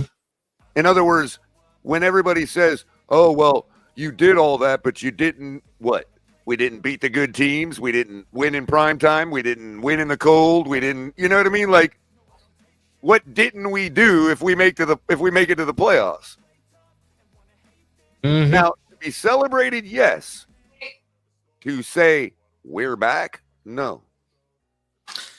Yeah, I really think that if we're able to manage it somehow and get to the playoffs, that alone is an accomplishment. Let me ask you this, Ellie. What would the Hurricanes have to do for you as an Ohio State fan to say they're back? Beat Ohio State in the round of the playoffs. No, I don't even think Ali would say that, because Ali knows that Ohio State has accomplished certain things in the last 10, 20 years that the Hurricanes have not. So what would the Hurricanes have to do, Ali, for you to accept me as a Hurricane fan saying the Hurricanes are back? What would we have to do? Win a national championship. Thank you. And why is that? Not only because of what you guys have done, but because of what we did in the past. Mm-hmm. That's absolutely true. The Hurricanes are nothing if they're not national champions, bro. Yeah, it's funny. It's kind of funny, like you bring that up, because I was in a discussion about this earlier. What it takes to be back, to say you're back as a Buckeye fan, right? And I know you guys won't believe this when I say this. To Buckeye fans, the national championship doesn't mean anything, because we've already won it, right? We've already won it. We've experienced that. Only thing that matters is beating Michigan. True. We beat Michigan, we're back. That's how they see it. 5 years from now, when you guys haven't sniffed past 8th place in 5 years, and your fans start saying because you went undefeated that you're back, what are you going to be telling them? No. We ain't shit. We're back to the national championship. Yeah, that's exactly what would happen. I agree with that. What are you getting back to? Where you were before? Yeah.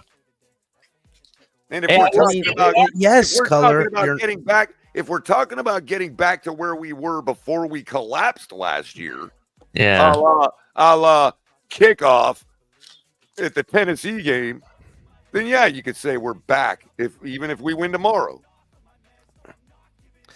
I mean, look, okay, yes, because we've defeated 3 traps in a row.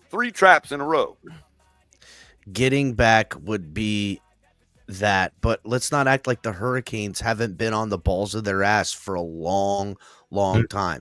To me, whether or not they win this year or not, the Hurricanes are back because they have stability at coach, they have stability with the program, and it's only a matter of time before they do win. Back to, then yeah, I agree. We're back to being a respected program and eventually a feared program. Yeah, that's what you have to do. One thing, real quick, one thing that we are back to being. We don't even get respect from the lowly Gator fans right now. Hold on. There is something that we are back to being, right? And that's only if we make the playoffs this season. And that's a perennial playoff contender, right? Because when was the last time that we made back-to-back playoff experiences, or even triple 3 years in a row? We haven't seen that in ages, right? Great point by you, Ali. Great point.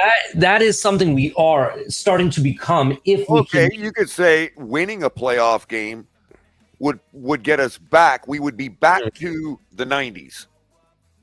Yeah, that's true. That's true. With Dan Marino. Like, if we won a playoff game this year, made it there first, and won one, then I would have enough respect for Tua, not equaling him to Dan Marino, but saying, hey, we're back to a quarterback like Jay Fiedler and consistently chances to win like we had in the early 90s with Dan Marino. Like, if we're going into a playoff game next year, we wouldn't think, oh, we're out of this already, go home. You know what I mean? Don't even watch.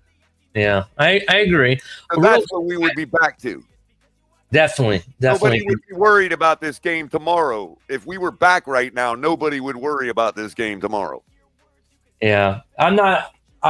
To be honest, until they show me that they can pull it off, I'm just not. I'm not.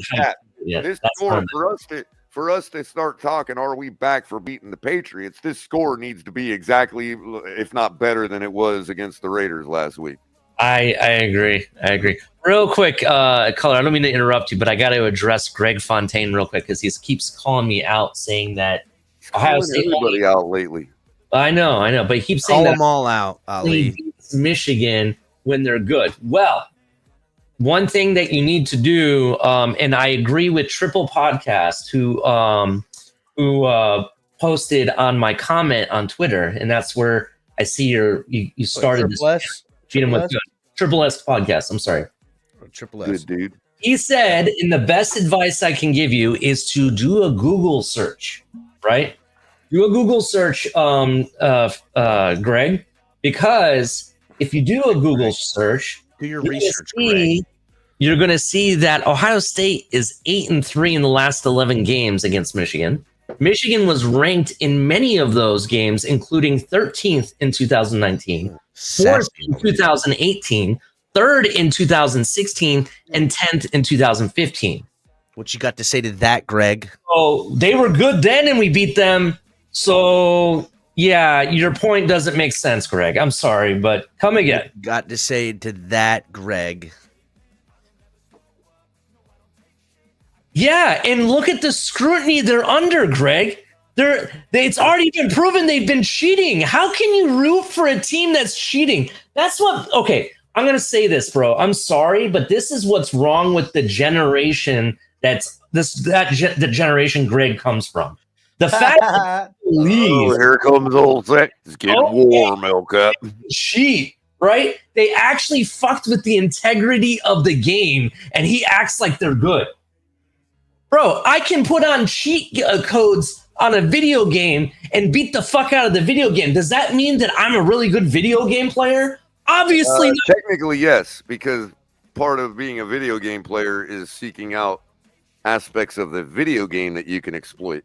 So, yes, you would be a great video game player. Would you be a good football player? No. But let me ask you a question. Do you think it's more of an accomplishment to beat a game on the hardest difficulty, not using any cheat and using your own ability? Depends on if you're the one that programmed the cheat. Okay, I'm sorry, bro. I just that they cheated, bro. It's a proven fact. Now that we're just waiting for punishment. Oh my god. Well, I'm just saying, if you're the one that programmed the punishment, you're a god. You know what I mean? In the programming world. Speaking of punishment, boys, hit the like button, everybody, because I'm about to. I can't even believe this. First of all, what in the fuck is going on with Google right now? Okay, what's going on with it? You put in TU and it comes up with Tua as the first. Tua Tagovailoa. I'm clicking on Tua Tagovailoa, and what is this on the fucking first page? What? Are you fucking kidding me? Wow. What is this? That's the first result? This is the first result that comes up right now. Holy shit, that's hilarious, dude. Why is this happening to us? It's on Reddit. Look, it's from Reddit. It doesn't matter what it's from. Why is that the first thing that comes up? Oh my god, I just did it myself, bro, and it did the same thing. You're not Reddit. It's the overview on Google. Stats. Contracts, overview, first biggest picture, Happy Woman Crush Wednesday, Tia Tagovailoa, it says. Oh my god, that's fucking funny. What the fuck? What kind of bullshit is this? I guess Wikipedia doesn't like Tua. What is this shit, dude? It's Like, because- how is this? It's because he's a Trump supporter, dude. That's why Wikipedia. Oh, they looking done him over. fucking got him because Yeah. this is how they get him back. I got you. First of all, not bad, Tia. Not bad at all. I'm not gonna lie, I'd probably hit. Yeah. I mean, I definitely. Oh my you know, god. I definitely. Oh my god. Really, Color? I definitely hit. Oh my god. If it wasn't Tua and there was a woman that looked like that, I'd probably hit. Yeah. Yeah, I mean, listen, if that's Tia Tungavaloa, If that was his sister, I'd be all over it. Color has been. No offense to her. I wouldn't disrespect your sister, but you know. No, I would take her out to a nice steak dinner and never call her back. Now what? No, I would at least, dude. Really, you wouldn't call her back. Listen, that's a line from Anchorman. So What if she like tears that steak up? I'd be like, yo, I'm taking this chick every time I go to the steakhouse. I'm just I'm just I wondering. can't stand chicks that don't like to eat in front of people, bro. I freaking can't. I can't stand that Reddit and Google has just, went ahead and said, ha ha ha. Like this is like if you go on Google right now, wherever you're watching, You could sue for that, bro. and you go to type in Tua Tagovailoa, this is what pops up just as you see it. Wow. Right here. You can see right here at the search engine. Google. I've typed in just Tua Tagovailoa. Look, it's What does it chasing say me for around now. shopping? And this is what they put up here. This is it. This is look. I mean, they even lightened his skin, which I find to be very disrespectful. That's very disrespectful. I just looked up every other quarterback, and he's the only one that comes up that way. Wow. So it's just Tua that's coming up like a girl. Why? Unbelievable. Can somebody you know what? explain to me why? You know what? And it's not even the same rendition they had before of Tia. It's a different No, it's Tia. not. It's a different one. The hairstyle. I got the original Tia right here. Let me see. I got it. Yeah, right pull here. up the original Tia because Right remember here. we did That's this a the couple of original times. Tia. Look, colors. Hold on, let me put you in solo color. Look, colors got the solo dolo right there. Original. That's Tia. the OG. That's the one that looks like a good teacher, right? Well, I guess it could be the same Tia. Maybe No. she grew up Negative, a little. bro. It ain't even the same fucking facing of it. It's not the same smile. None of that. It's not she the same just nose either. curled her locks, bro. That's what happened. She curled her Bro, locks. no color. Look, It's not even the same nose, bro. it's nothing about it's the Tua's same. nose. How could it not be the same nose? That's not Tua's nose on that one. What is it? What Yes, happened? it is. Did That's Tua definitely go Tua's nose, Michael bro. Jackson's plastic surgeon or something? No, I mean, it's come just on. because it's lightened up, Ali. That's all. I It's the think same it's a nose. rather cute nose. Oh God, damn it! Color knows Tua's nose. He really thinks it's cute. Damn it! Again, if you go on Google right now, Oh, God. this is what's happening. This is what's happening. I can't believe it. Why? Why are you doing this to this, Google? Why are we the end of the joke here? I don't understand it. I don't, and I'm not happy about it. Nope.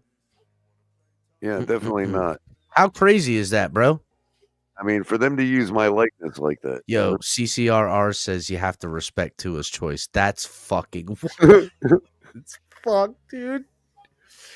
Oh man. Shout out to Chef Jew telling everybody become members, join the membership, donate, buy us some shots.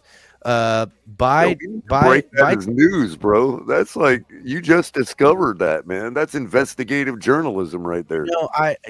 We try to act. You know what, Color? Go ahead. Let's break the news.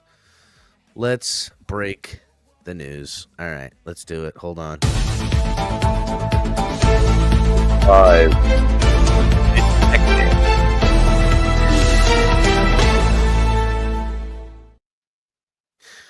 So, yeah, right now, Miami Dolphins fans, and most importantly, Miami Dolphins quarterback Tua Tagovailoa being trolled by all of Google by when you type his name his name into Google, this is what pops up.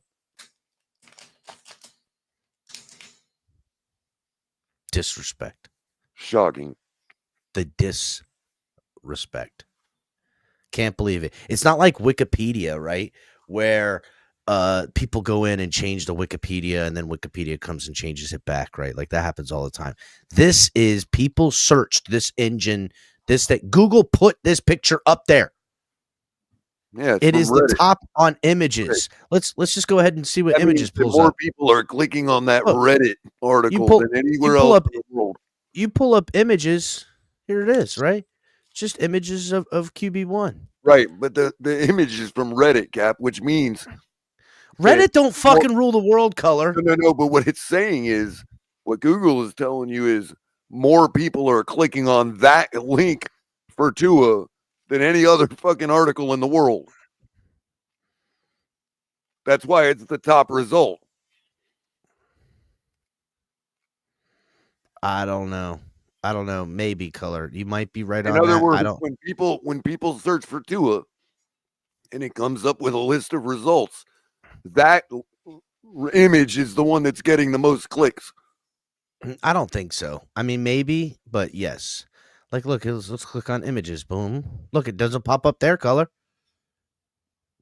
I click in the women. It's not an article. That's an image search. This is an article search. Look, here's the article. Here's this. Here's that. Okay, let's click on the article. I'm saying that the image of her is associated with an article, a forum on Reddit. Color calling her is fucking wild. Shout out to Kevin Lee. Thanks for my 12-month VIP bet. Hell yeah, it's my 1-year anniversary with TFTG. Thanks for all the memories, guys. One word to me. Congratulations. Question, guys. Do people finally take us seriously when we beat Green Bay? They will. They absolutely have to, because beating Green Bay on primetime in their house at night in a frigid, cold weather game, becoming 6, getting to 6 and 6. Say we can't do that we haven't done yet. It'll be all of it, right? It'll be all of it. Yeah, look, it'll feel like 3. It'll knock out like 4 narratives in one. Mm-hmm. I disagree with you. No, it doesn't. It knocks down one narrative. That's playing in cold weather and winning the game. No, in prime time. In prime time. Prime time. Okay, 2 narratives. But we just did that, winning on the road in prime time in a hostile environment on Monday night against the Rams. But this will be against a team that's better than 500. Well, not only, well, wait a minute though. Here, the Rams is not a measure of beating somebody on the road in prime time. Why not? Lambeau Field, cheeseheads, nothing but yellow. That's a stadium you go in and win on prime time, and you've killed that narrative. True. You know what I mean? True. All right, that narrative, I get what you're saying, Color, and I agree with you. I guess the Rams don't even have their own fans in the stadium, dude.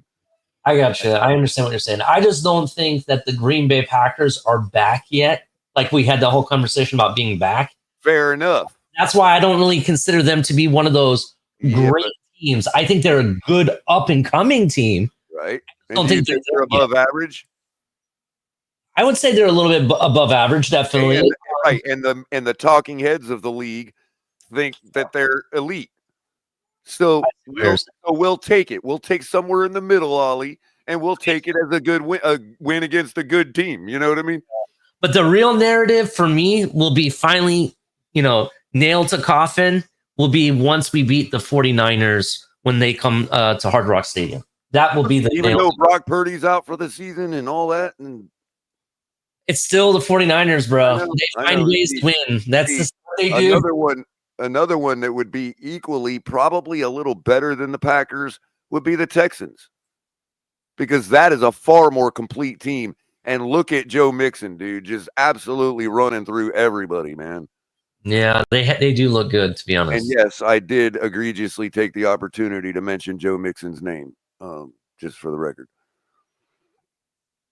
I don't think I can go a show without mentioning Joe Mixon's name. The greatest name in all of human history. Started as the greatest football name ever, and has evolved, we've realized, into the greatest name in human history. Color, that is a fucking stretch, bud. No, it's not. Think about it. Name in human history. Give me a title, give me an occupation, an identity, whatever, and let's hear Joe Mixon's name with it. Dr. Joe Mixon. Monsignor Joe Mixon, MD.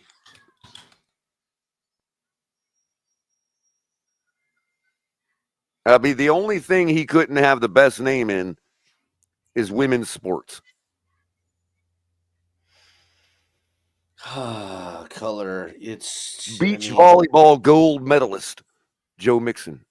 It works for every fucking thing on the planet, dude. It's the greatest name in human history. I got a question. Emperor Joe Mixon. And I think this question is right up TFTG alley. Who do you think has a bigger bra size? Big Joe Tit Mixon? San Marino or this two on Google's search? Oh, Dan Marino. It's Dan Marino, buddy. Come on. I agree with that. That's where I was going yesterday. Don't worry, Michael K. We're yeah, I'm off the gas right now. Yeah, don't worry, Michael K. We're climbing that wall. We're getting over it, man. I'm moving on from the Joe Mixon talk, who is probably leading the league in touchdowns, by the way. I don't know for sure, but it's just a guess. You know who told me that? Leading beat writer for the Houston Texans, Joe Mixon.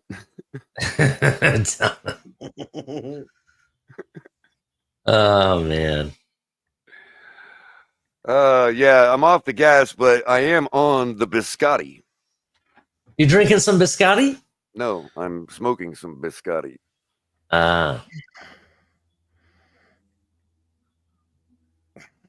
It's a indica leaning hybrid strain, and my wife made some special cupcakes. Oh yeah, yeah, and you bringing them to the game tomorrow? as I will, but they're not that special. They're not that special. Oh, we had a Friendsgiving today, right? And well, a bottle of tincture oil. We'll make them adults only. So she made some Irish Bailey's cupcakes, which are really damn good. Yummy, right? And freaking kids were invited, and kids started eating Irish Bailey. Oh no! We had to tell everybody there's alcohol in the frosting. Oh shit! Allegedly, yeah, in a video game. Yeah, so real quick, Kevin Lee says score predictions. I gave a quick one.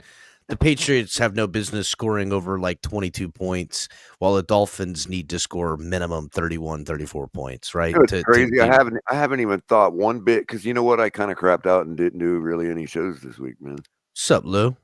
Sup, Lou? So I kind of like, what's up, Lou? I kind of just have not even given one thought to what I think this score is going to be this week. It's crazy. Desi saying bring them to East 12, Ali. They want some of those alcoholic cupcakes. Okay. Oh, speaking of, I almost forgot, and it's already late. Damn, that sucks. If anybody wants to go to the game who does not have a ticket, Color has an extra ticket for anybody they can handle sitting next to my loud ass. Yeah, and I don't need anything for it. Just let me know if somebody needs a ticket. You heard it here. Extra ticket. Color's got one. If you want it. Mom just had major dental work done, and she is not feeling as well as she thought she would, so she won't be making the game tomorrow. All right, so my prediction for the score is based on the fact that I said this was a sandwich game, right? I'm going to go along with that. Butter and jelly or turkey and bacon? I think the game roast is beef gonna sandwich. be Gross. the score of the game is going to be 24-17 Dolphins. Dolphins win by 7, which if you look up numbers that are associated with sandwiches, the number that's most associated is the number 7. So that's why I've got us winning by 7. 7. Yes. Dolphins need to hit that over, buddy. What that means to me is that I don't believe in this Dolphins offense right now. Until they start looking like they did last year, I won't believe in it. Okay, so let's figure this out. Oh my God, that's not looking good. But it's different in the last 3 games. That's Joe, you're absolutely right. It's a flub and a dub. We've been flubbing and dubbing all year long. Okay, so here's the thing. The Dolphins defense gives up 22.1 points per game. We know we've been on sort of an upward trajectory in our defensive performances. So there's that. The Patriots give up 22.5 points per game on defense.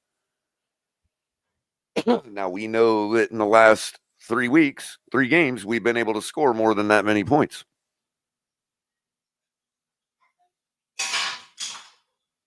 On the other hand, the Dolphins score 18.6 points per ball game.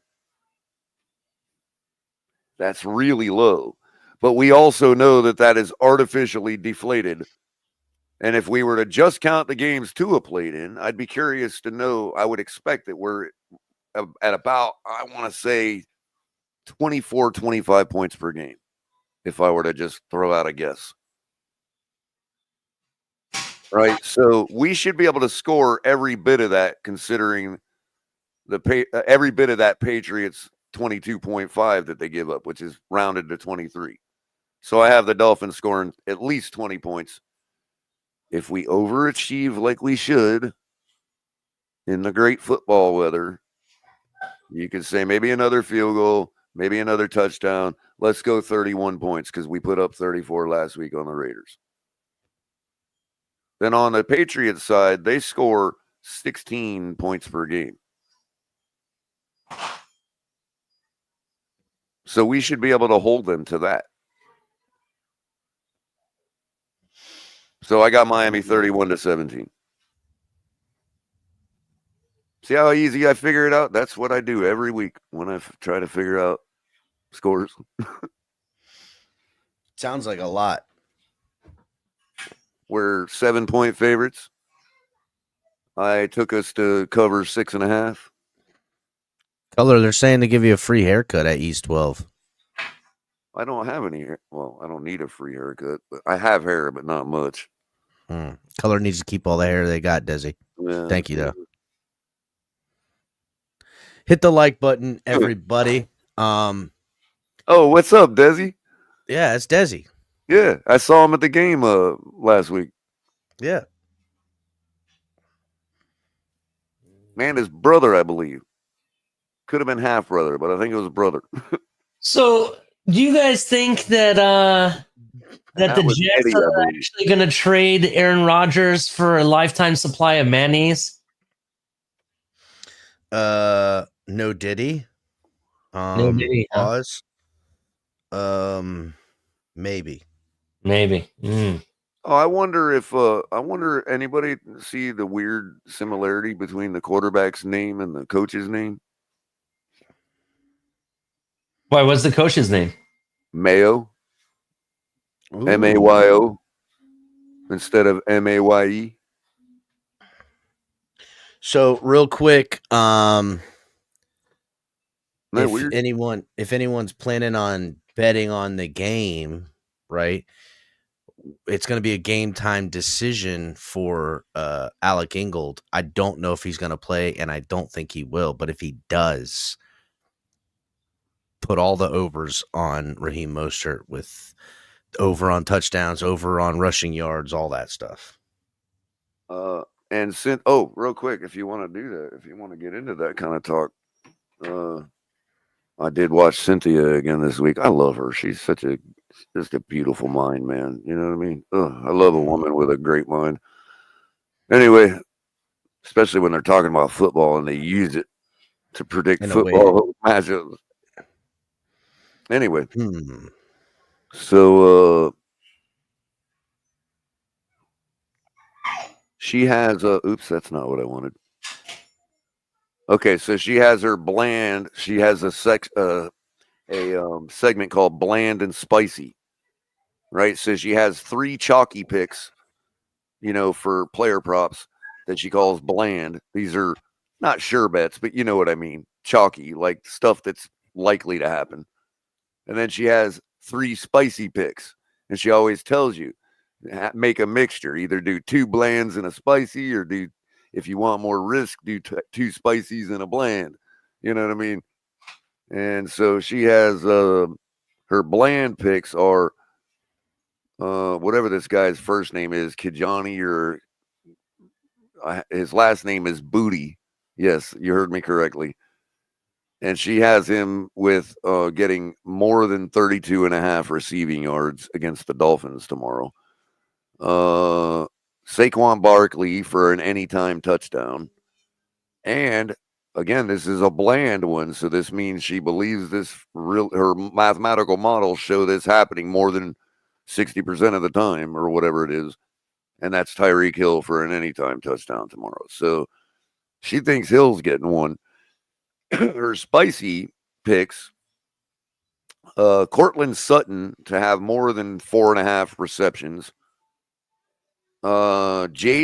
This was the really spicy one, because remember, Jaden Daniels is coming off of, has injured ribs right now.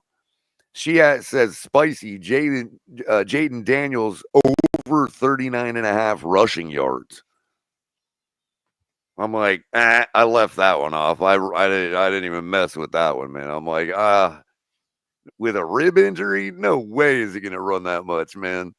Now watch what he does. He does. Exactly, Ollie. Exactly. That's probably why she included it with her spicy. But the other two, the last one is one that I did take and I find very fascinating to see if he can do it. And that's Mike Evans on his return in Tampa to get over 50.5 receiving yards. What's up, Tim? That one's really nice. Like, it's spicy. It's spicy, but it's like totally possible. And the odds on it are, I believe, are minus 105 or something. I forget what I got on it. So there's that. That's her bland and spicy this week. I don't buy the Jaden Daniels. Remember, they compare him a lot to Lamar Jackson, this and that, but in order to move the way a Jackson does, that's going to affect his ribs, dude. He's going to feel that. And Lamar Jackson cooked us for 56 points with rushing for 19 yards. So it's not as if Jaden Daniels needs to rush to beat the Giants. Oh, he's going up against the Giants? Yeah. And now keep in mind, they're starting DeVito. They benched Jones and are starting DeVito. So obviously I wouldn't oh no, I'm sorry. The Buccaneers are going against the Giants. Even worse, Ollie. Commanders are facing the Cowboys in Washington. So, I mean, it's not as if he needs to run against them.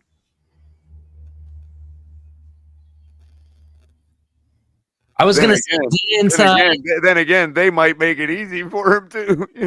I was going to ask, didn't Daniel Jones get released by the Giants today or a couple days ago? I don't know. I think he did. He got released. He did. Yes, he got released. Wow. Yeah, they're off of him. Wow. Well, at least Kay's got him all to herself now. Well, I will say this. I really do think Jane Daniels is going to actually have that type of day where he does run for like 30-some yards. I definitely agree with that. 39.5. Just not against the team. Who are they playing? Who's Washington playing again? The Cowboys. Just not against the Cowboys. I don't see it happening. If they were playing the Giants, I would agree, but not the Cowboys. See, I didn't take it, so I don't. Let me look at what it is real quick. Yeah, the Buccaneers are playing the Giants, and that's right there. The Giants are +6. I'm really, really liking that +6 against the Buccaneers, even if they're not, even if the Bucs are just better than them and win anyway. You know what I mean? But if Baker's getting Mike Evans back, he could throw up a 50 burger without people realizing it. You know what I mean? Just saying. Might want to stay away from that +6. But I could see the Giants covering like +10.5. Where were we at? Receiving yards? No, rushing yards. Jaden Daniels, they have -325 for over 24.5. They have 39.5 is -105, Ali. So you can see why that's a real tempting bet for people. You know what I mean? I think it's fool's gold myself. But again, what do I know? I'm not a geologist.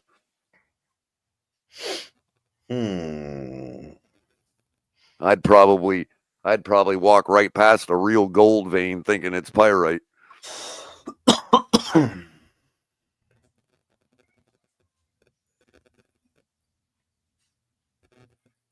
That's my luck. Oh, that's why I think Tonk might have misunderstood my text earlier, Cap. What I was saying to him was they owe me for the Gators winning because I bet against the Gators in the fourth quarter, right? At the 7-minute mark when SMU was driving with the ball, or I'm sorry, when Ole Miss was driving with the ball to try to tie, I got plus odds on the money line and bet Ole Miss.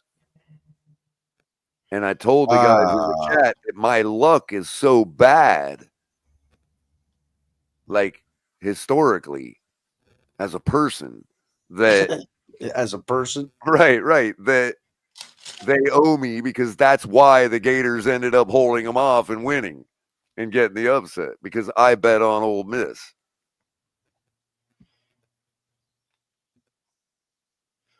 Well, like I shit you not, as soon as I bet on Ole Miss, like 2 minutes later, I turn around, not watching the game. I turn around, look back at the game, and the Gators got the ball back. I'm like, oh, here we go. So that's at which point I was like, told the guys in the text, yo, I just won the Gators this game for y'all. I hope you know that. I am betting wildly right now, guys. Just it was only a $5 bet, but just whatever. Risks up and down. I can't help myself, guys. I feel like I'm smarter than everyone else, and I can't help myself. So real quick, while you're at that, I got a 5-bet parlay, $5 to win 84,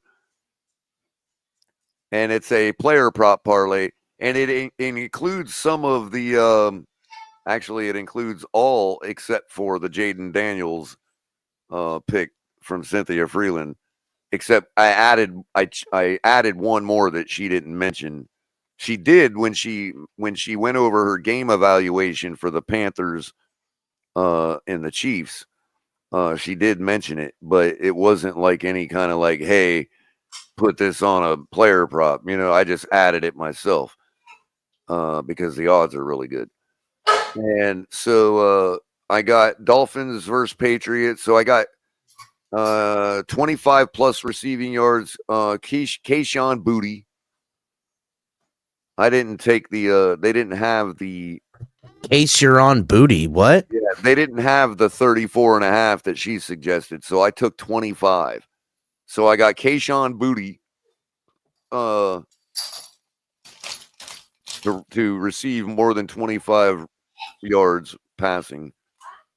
I got Tyreek Hill on an anytime touchdown. I got Mike Evans to get over 50-plus receiving yards.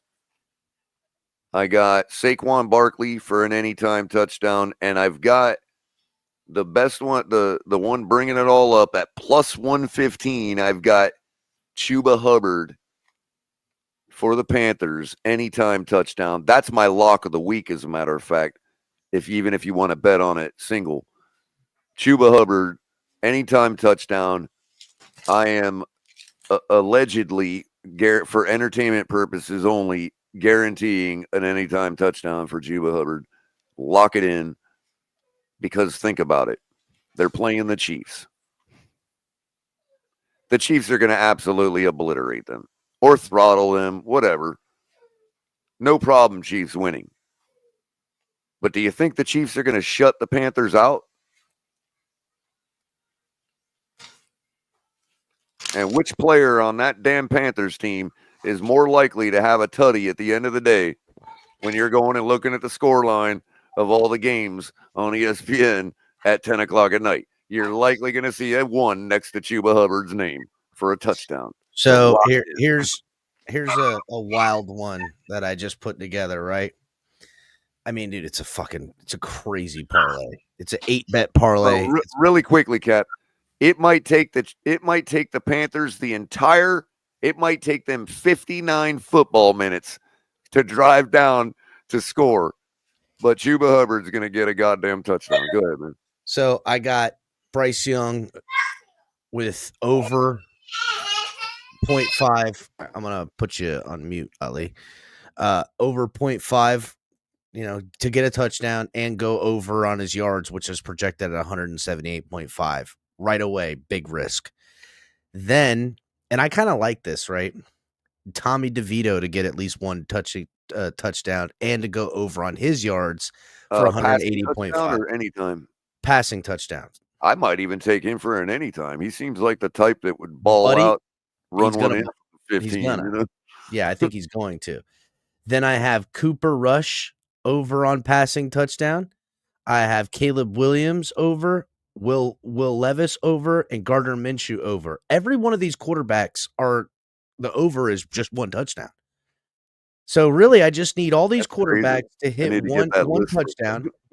It's shout out to the homie Adam buying some shots. There we go, Adam. Thank you, buddy. Now I can drink a few. Thank God. What does he say? I thought I was going to make it to the game on time tomorrow. What is it? I said I thought I was going to make it to the game on time tomorrow. Adam comes in with the $20 shot.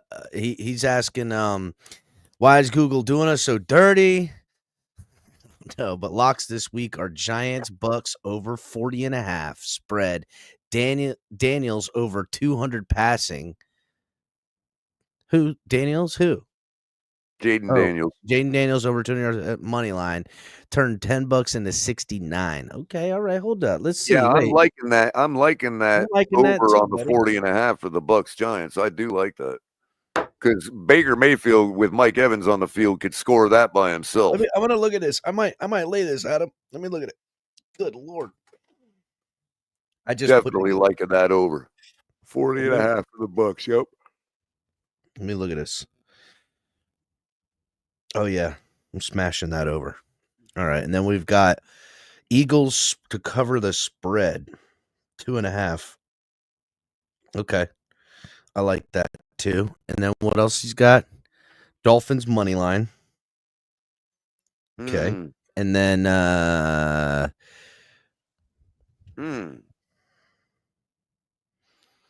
if you think the Dolphins are going to win outright, why wouldn't you just take the minus 105 on the Daniels or drop the spread a little bit and get better than minus 400? Like drop the spread to minus 2 and you'll still get like minus 200 instead of minus 400. You know what I mean?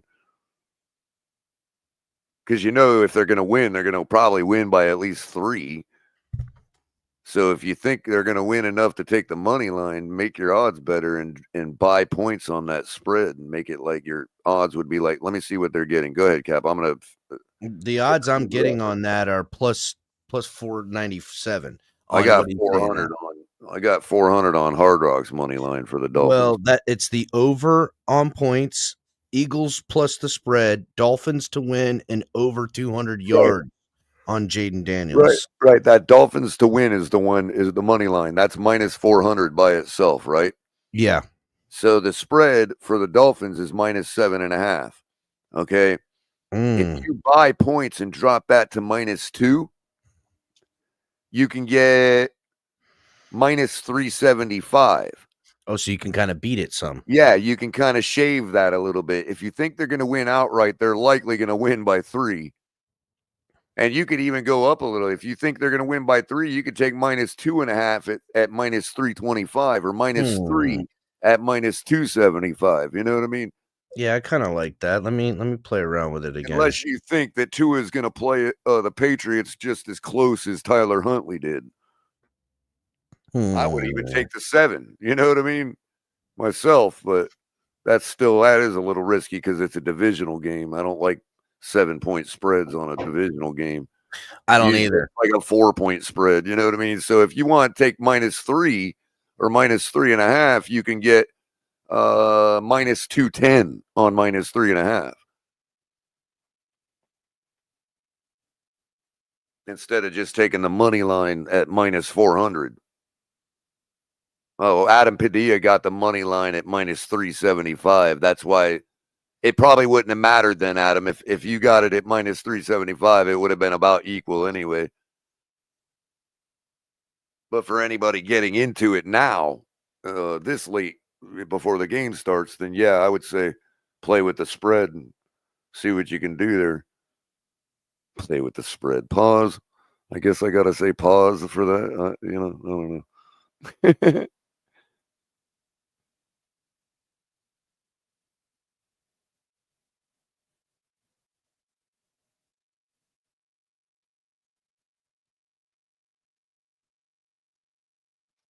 But currently, I got a couple round robins. I got a 4-bet round robin. Bears to win. Raiders with the huge upset. 49ers to win. Rams to win. And Chargers to win. That's my underdog parlay of the week. They're all underdogs. Chargers are plus 115 on the Ravens. Rams are plus 125 on the Eagles. 49ers plus 200 on the Packers. That's a good one right there. Raiders plus 210 on the Broncos. You thought it would have been higher, didn't you? Bears plus 150 on the Vikings. And it's a 4-bet round robin, so I only got to get 4 of them right to make something. But if I get all 5 of them right, then I win $220 on a $5 bet.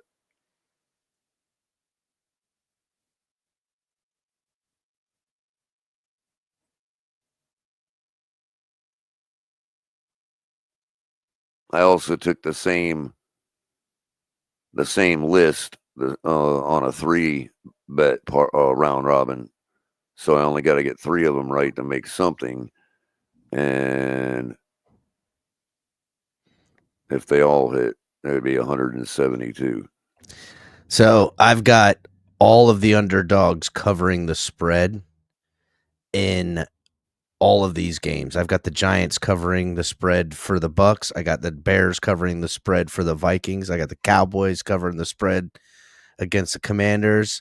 The Colts covering the spread against the Lions. Panthers covering the spread against the Chiefs. And the Titans covering the spread against the Texans.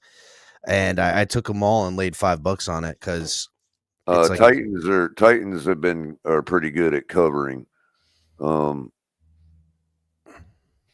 What I usually do, Cap, is I do the same thing and I buy a couple points on all of them. I honestly wish I would have done that, but you know what? Fuck it. It's already been done. So I've got because it only shaves your odds down like not that much when you're still putting 6 or 7 of them together. You know what I mean?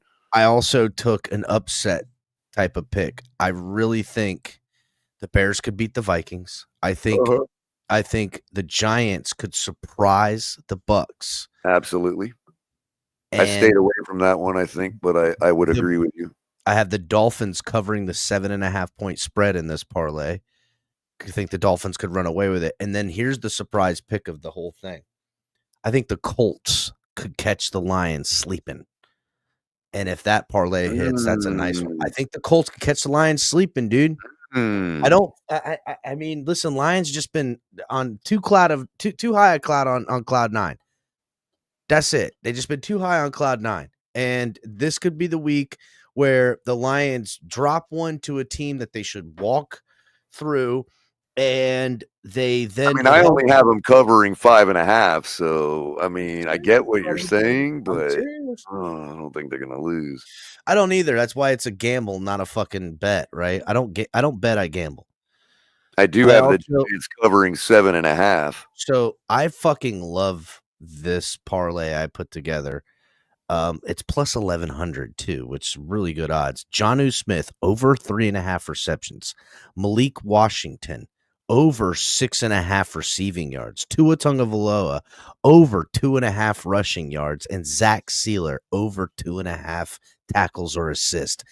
Cash that bitch, dog. That shit's happening. That bitch is happening right there. I'm hitting that one. And I've really like the money I'll make back from that bet is all the money I have hedged right now. I will be super surprised if that doesn't hit. I really will.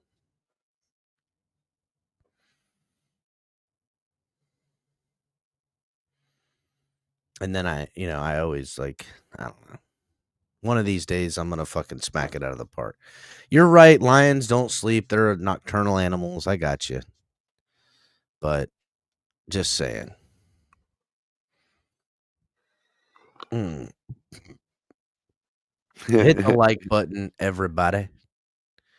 Somebody became a new member, it says. Who's the new member we got? It might have been maybe it's counting Kevin Lee's membership. Yeah, but the member for 12 months. Maybe. Yeah. Well, it says new member on the whatchamacallit. Well, I hope somebody did join the membership, and if you did, thank you. And if you guys that are here all the time, join the membership. It helps us out, guys. I mean, I think the lowest level is like $2.99. It helps the show, believe me. It really does. This shit is not cheap to keep above float.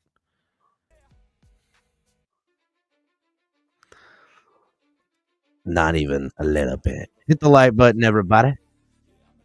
So predictions from the chat. I'm saying, right? The fucking Giants with the Italian might pull a rabbit out of their hat. I'm just looking at these spreads and these, to me, it just seems like there's some upsets coming. Oh, yeah, there's a few great ones, man. I mean, look at the money line on the Cardinals and Seahawks. They're both minus 110 on the money line. You don't get more of a pick 'em than that. I'm saying, dude, there's some shit here.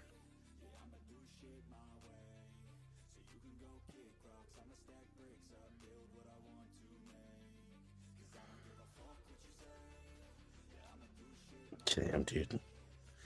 Rams and Eagles in Los Angeles. Rams are plus 2.5, dude. And they're 120 on the money line, plus 120. Cray. I mean, that again, it's upset city this week, it looks like. Right? Like, these spreads are ridiculous. The fact that the fucking Commanders are getting 10.5 points, and I get it. Dallas is shit. They don't deserve anything, and I fucking hate Dallas. But 10.5 point spread, how do you not take that? And again, therein lies where you fucking lose it. The Kansas City Chiefs over Carolina Panthers, 11 points. I mean, even the Dolphins at their 7.5 points. The Texans over Tennessee, 7.5 points. I mean, it's just crazy. The fucking Raiders are 5.5-point underdogs against a divisional opponent. Mhm. Yeah, Denver's going off, but they got a rookie fucking QB. Like, what are we Right, talking and about? only and the Raiders are only plus 210 on the money line. It's crazy that it's not reflected. It's weird. Yeah, it is nuts. Well, old Tommy Cutlets, boys. What were we gonna? Oh, the Bucks and Giants. We said over 40.5. Yeah. I've got a couple that are all right, but I'm saving what little bit of money I got left in there for game day betting. That's usually where I get it back, right? I'm watching the game. I'm like, all right, I'm gonna fucking lay some heavy money on they're gonna score this drive because I can get the feel of it. And again, I plan on making some potential prop bets if Alec Ingold plays. I'm laying anytime touchdown and over on rushing yards for Raheem Mostert. Something to look out for. I'm just trying to find out. Did you win any money on Appalachian State this week? No, I didn't. I didn't bet all week this week, bro. I know. I'm just kidding, bro. I didn't bet all week this week, dude. I fucking listen. I've put together some wins, but honestly, this is my worst year of betting by far, hands down. Like, I've always done pretty good where I'm able to get back in the black. I really took a lot of risks this year laying, multiple layered parlays that are obscure like the ones I just did. So yeah, it's going to be difficult. Yes, Kevin Lee. There is a special coming out Turkey Day, right, Ali? There's a special coming out in the morning time, and we will be here calling the game live that night. That will happen. So make sure to come around. We'll be here late. I'm sure we'll be early Friday. We'll have a good show about it and stuff. It's going to be a short week from Sunday to Thursday, and we're going to be here all the time. We got a morning special release, top of the tailgate from Ali coming on Thursday too. So I don't know what's going on with college football, but people are blowing me up right now. What's going on? What'd I miss?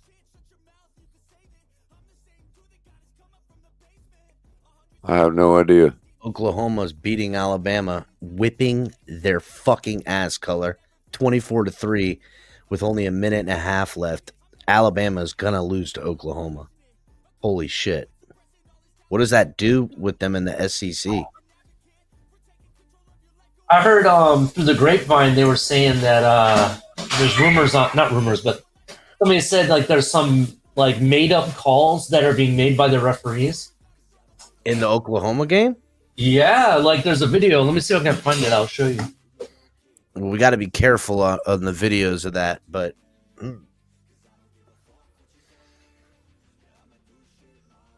I mean, Auburn is within striking distance against Texas. They could upset Texas here directly. Or Texas A&M, excuse me. Not Texas. Hmm.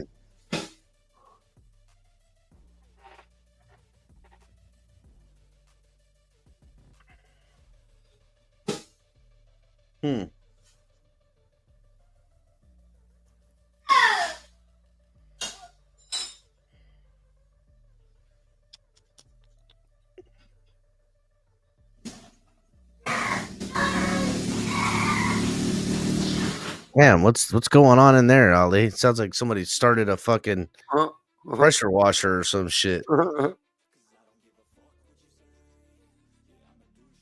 do you mean? I'm on mute. I put you on mute. Oh, I thought it was on mute before. Sound like somebody started up a pressure washer. My wife was doing dishes. Oh, okay.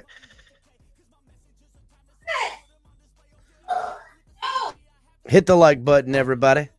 I think I'm good on my bets. All right, so yeah, I think that's pretty much it for tonight. It's 11 o'clock. Hit the like button if you haven't. Come back here. Be here for the game tomorrow. Gonna call it live. Color, I'm gonna need you to set me up like you did last time. Worked out great, honestly. Yep. Ali's going to the game. Color's gonna probably go to the game.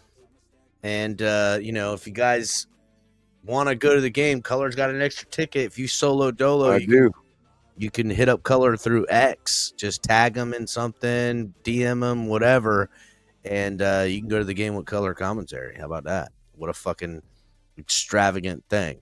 Well, I ain't riding you there, but you can sit next to me. Well, you play your cards right. Color might be riding you home. So hit the like button, subscribe if you're new. Thanks, everybody. Appreciate y'all. We will see you guys next time.